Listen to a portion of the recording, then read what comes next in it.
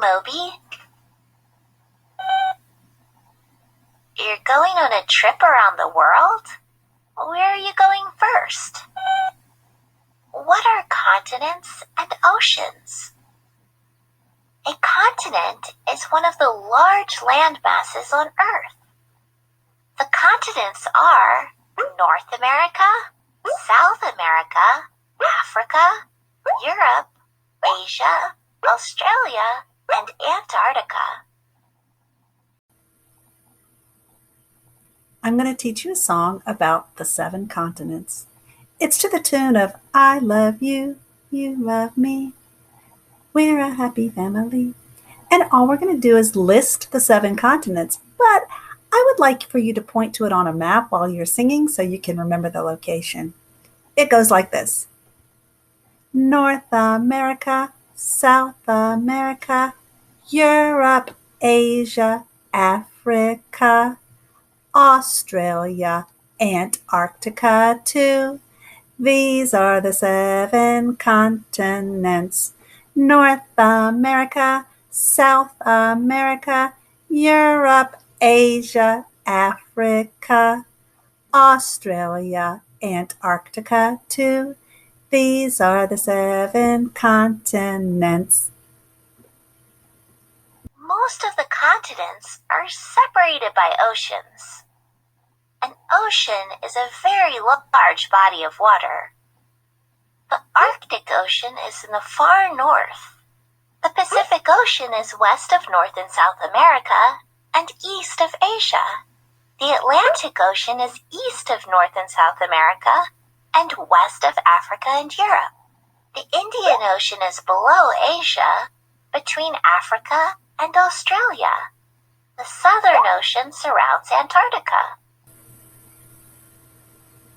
Now we're going to sing a song about the oceans. It's to the tune of Happy Birthday. It's going to go something like this. There are 5 oceans, there are 5 oceans, large bodies of salt water that cover the earth.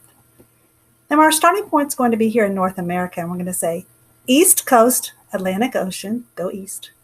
West Coast, Pacific Ocean. The Indian Ocean is near India. This is India. And the Arctic's up north, and the Southern's down south. Okay, here we go. There are 5 oceans, there are 5 oceans, large bodies of salt water that cover the earth.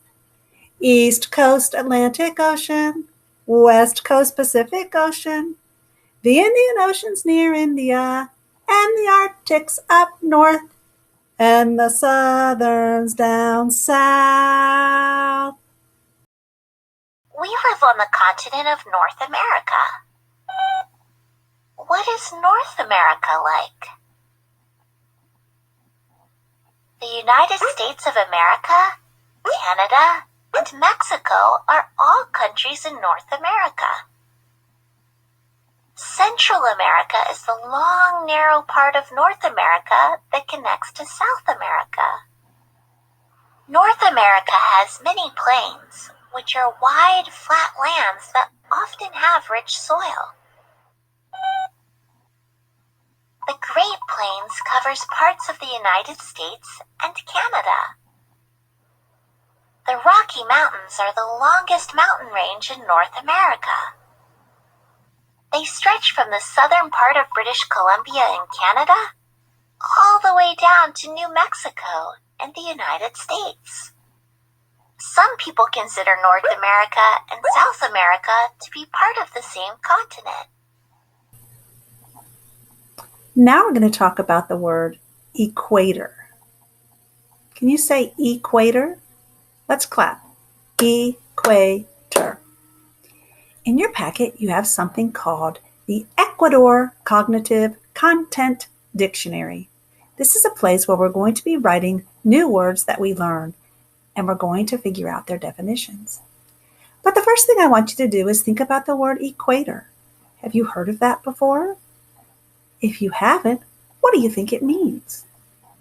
On this part labeled prediction in this box, I would like for you to write or draw what you think equator means. You could pause the video while you're writing it. Now we're going to watch a short video that shows and tells what an equator is, and then we can add our information to the chart. What is South America like? The equator is an imaginary line that goes around the middle of the Earth. Most of South America lies in the southern hemisphere, which is the area below the equator. The Amazon rainforest is in South America, and it's the largest tropical rainforest in the world. The Andes Mountains of South America make up the longest mountain range in the world. The Andes mountain range goes through 7 countries.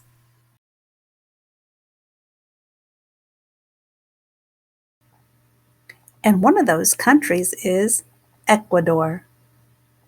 Now let's watch some fun experiments that happened at the equator in Ecuador.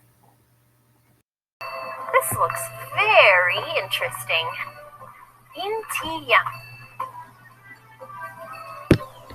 Ecuador a la mitad del mundo. In the middle of the world. I'm in the middle of the world. Wow. The equator is an imaginary line that's exactly halfway between the North Pole and the South Pole. It divides the Earth into 2 hemispheres. Near the equator, there is no summer, winter, autumn, or spring. Ecuador straddles the equator. North! South! Phone! Phone? Phone! Hi, Webmaster. Hi, Kari. Have you made it to the middle of the world yet? I sure have. I'm here right now. Take a look.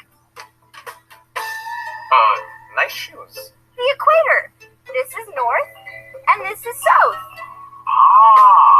Well, if you're able to conduct some equatorial experiments, that would be most appreciated. Experiments? How do I experiment with the equator? I can't pick it up. It's right here. It's not moving. You'll figure it out. Adios. Okay. Bye. Experiment! Scientists are still trying to understand why this middle of the world has an effect on so many things, like resistance, strength, and balance. Okay, experiment number 1. Yep, well, the experiment number 1 is with resistance, okay? What happens is that here on the hemispheres, you have more resistance than on the equator line, okay? And I'm going to show you that with a simple experiment. Which one is your strongest hand? This one. Okay, you're going to put your fingers like this, okay? And what you have to do is keep them close as much as you can because I'm going to try to pull them apart. Okay. Don't let me do that. Ready? Okay, 1, 2, and 3. Okay, that was good. Yeah. Now we're going to do another one so we can try the 2 of them. Your arms like this. Okay. Now you're going to push up, okay? And I'm going to push down. Don't let me do that, right? 1, 2, and 3. Hard. 1, 2, 3. Okay, that's good. Now we're going to do exactly the same thing on the equator, okay? Okay. Fingers on the line. Remember, keep them closed as much as you can, okay? 1, 2, and 3. Okay. You see, here is easier, okay? Do it again. 1, 2, and 3. Okay. Here is easier. Now let's do the other one, okay? Okay. Your arms like this. And I'm going to give you some advantage, okay? I'm going to use one hand. 1, 2, and 3. Okay. What? Okay, it's easier. Okay, let's try it again. Okay. 1, 2, and 3. Okay. It's easier for me. Why is that? It's because on the equator line you have more distance to the gravity center. Okay. So because of that you have less gravity. Therefore you weigh less. Okay? You weigh 2 pounds less here, and you lose resistance. You're gonna put your arms like this. Yeah. Thumbs up. You're gonna start walking heel to toe. Okay? And the first 2 steps, so you're gonna see the line, and then you close your eyes. Okay. Okay.